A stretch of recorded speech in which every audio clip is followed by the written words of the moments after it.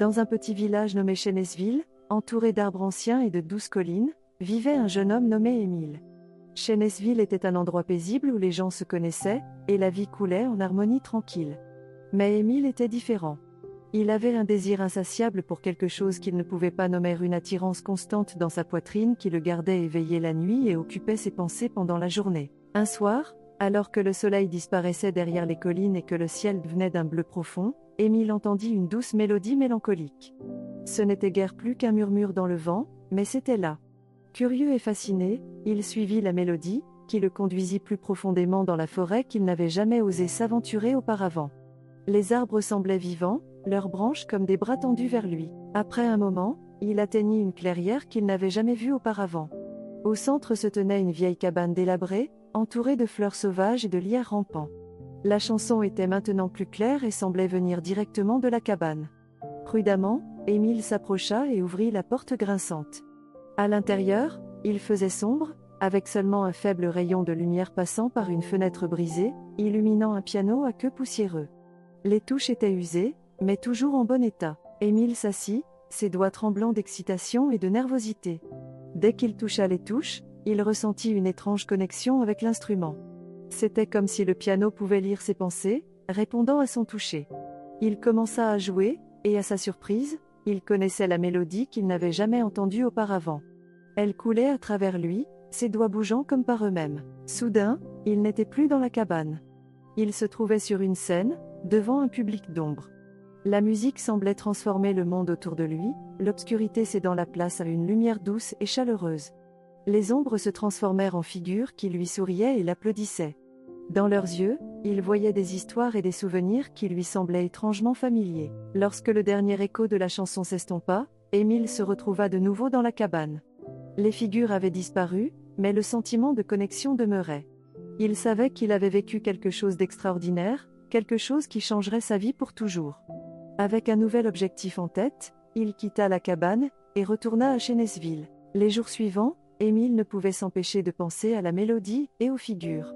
Il sentait que la chanson racontait une histoire qu'il devait déchiffrer. Il commença à faire des recherches dans le village, collectant des légendes et des histoires anciennes. Les villageois furent surpris par son intérêt, car personne n'avait mentionné les anciens contes depuis des années. Mais peu à peu, les souvenirs refirent surface. Une vieille femme nommée Marthe lui parla d'un musicien qui avait vécu à Chénesville, il y a de nombreuses années. Il était connu pour ses capacités extraordinaires et ses mélodies mélancoliques. On disait qu'il avait le don de toucher les âmes des gens avec sa musique, révélant leurs secrets les plus profonds. Mais un jour, il disparut sans laisser de traces, emportant avec lui son morceau connu sous le nom de la chanson oubliée. Émile savait qu'il devait percer le mystère de ce musicien. Il retourna à la cabane et passa des heures à jouer du piano, perfectionnant la mélodie. Chaque note semblait lui donner un nouvel indice, révélant un autre morceau du puzzle.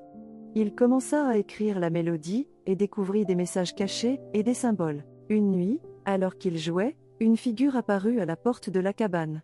C'était le musicien que Marthe avait décrit, mais il n'était plus fait de chair et de sang. Il était un fantôme, piégé entre les mondes. Émile ne ressentit aucune peur, seulement un profond sentiment de connexion. Le fantôme sourit et hocha la tête en signe d'approbation. Le musicien lui raconta son histoire, comment il avait composé la chanson pour trouver les âmes perdues et leur apporter la paix. Mais il était devenu lui-même une âme perdue, piégée dans la mélodie qu'il avait créée. Il demanda à Émile de finir la chanson et de libérer son âme. Émile le promit et passa les jours et les nuits suivants à compléter la chanson. Il la joua à maintes reprises jusqu'à maîtriser chaque note, chaque pause, chaque nuance. Lorsqu'il joua la mélodie pour la dernière fois, quelque chose de merveilleux se produisit. La cabane commença à briller, et la figure du musicien devint plus nette. Avec un dernier regard reconnaissant, le fantôme se dissipa et disparut. Émile ressentit une profonde satisfaction, sachant qu'il avait fait ce qu'il fallait. Il retourna à Chénesville, mais il n'était plus le même. La mélodie faisait désormais partie de lui, et il savait qu'il devait perpétuer le don du musicien.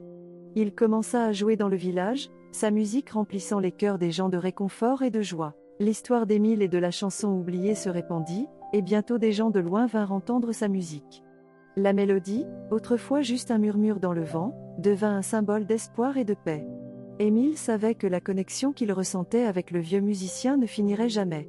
Tant qu'il jouerait, La chanson oubliée vivrait, rappelant aux gens que même dans la plus profonde obscurité, une étincelle de lumière existait. Et ainsi, Émile resta à Chénesville, son cœur et son âme remplis de la musique née dans une vieille cabane délabrée. Les villageois l'appelèrent le musicien des âmes, et ses mélodies devinrent une partie précieuse de leur vie. Chénesville prospéra, devenant un lieu où les gens trouvaient refuge et réconfort, guidés par les douces notes de la chanson oubliée.